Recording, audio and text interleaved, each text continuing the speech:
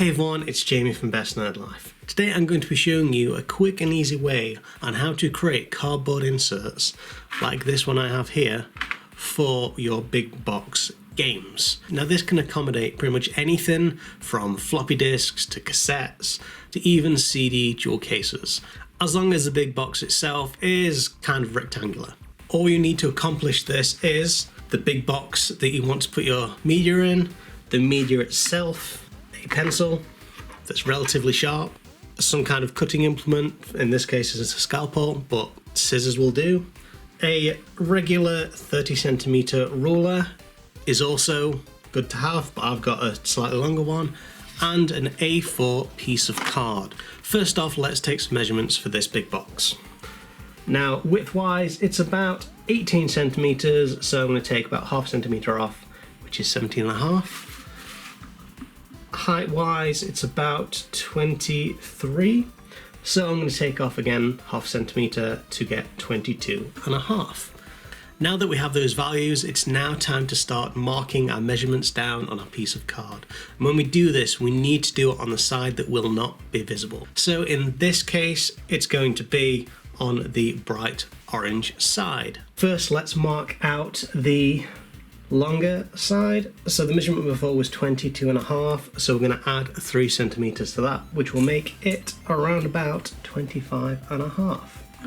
So we measure in 2 separate places, 25.5, and draw a line between them. Next, on the shorter side, the initial measurement was 17.5 centimeters, so we're going to add again 3 centimeters to that, which will give us about 20.5 centimeters. So again, let's mark that off.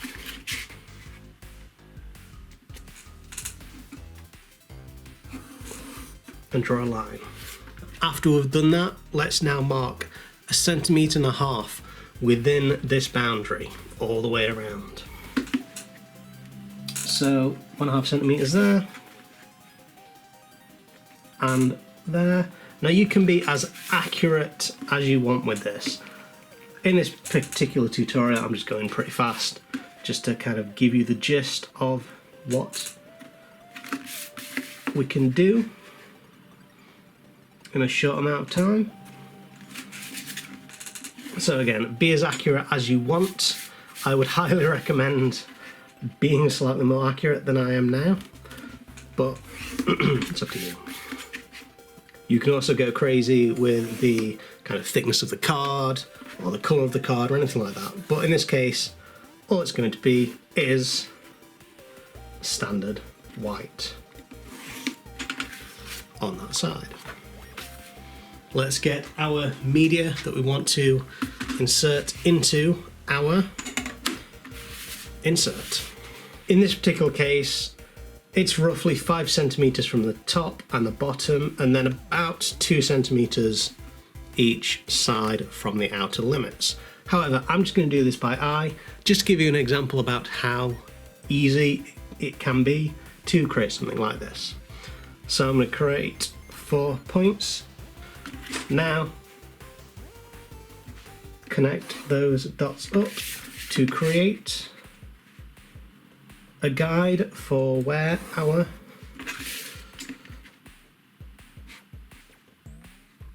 game can sit.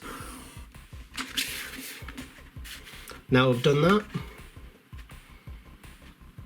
create a line from each opposing corner to create a cross in this box.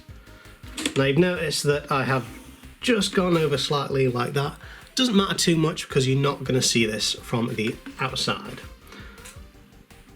Last bit of marking here is to mark 1.5 centimeters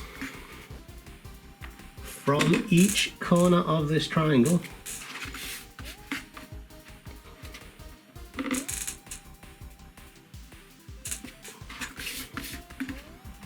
like so. Once we've done that, let's connect these dots up. Now we can get rid of this pencil because we don't need it anymore. Now let's do some cutting. Remember, if you're using something like a scalpel blade like I am here, always remember to have some kind of protective material on your desk so you're not actually cutting into your desk. In this case I've got some foam board, but you can use, I don't know, like a cutting board, cutting mat, something like that. So having said that, let's cut out that excess piece of card and cut out that excess piece of card as well, because we don't need those pieces. I'm also going to cut these 4 corners out here. You can do that with a ruler, but I'm just going to do it freehand for speed. 2 more cuts we need to do are along those lines that form a cross within our inner boundaries.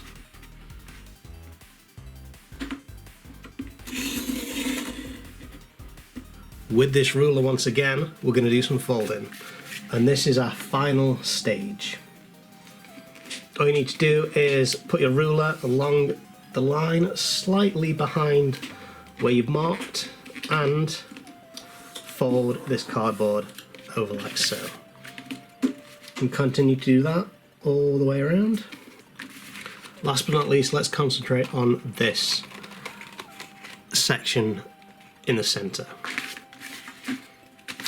We're going to do 2 lots of folding on each section of triangle. First on the outermost mark and again on the inner one.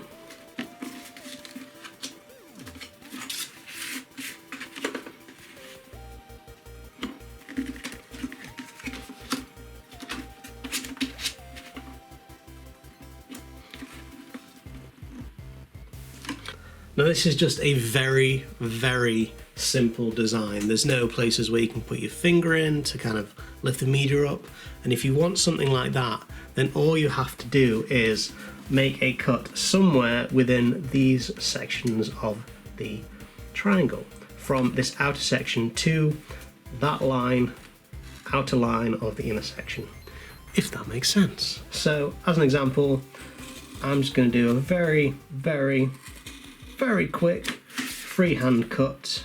Last but not least, let's flip it over and just make it slightly more prominent where those folds are. So we've got the outer section there, which is the support, then the innermost section here, fold it to the back, and then this other crease we fold back on itself. So it sticks out like that. And just do that all the way around. And we have our insert like so. So now let's put this in our big box. First off, take your big box, slide that in like so. It should be quite a snug fit, but it should go in there nice and easily. And then let's put our piece of media in, like so. Now this section here, that helps with getting the media in. You can also put your finger in there to get your media out. You can make it slightly more indented into the outside cardboard section. And again, it doesn't just work with CD cases, you can also do it with floppy disks like so, and it will give you a nice, easy and simple way of storing your retro media. But anyway, hopefully you enjoyed this video and found it informative. If you did, then by all means like, comment, subscribe, all that social media goodness, and as always, keep living that best nerd life.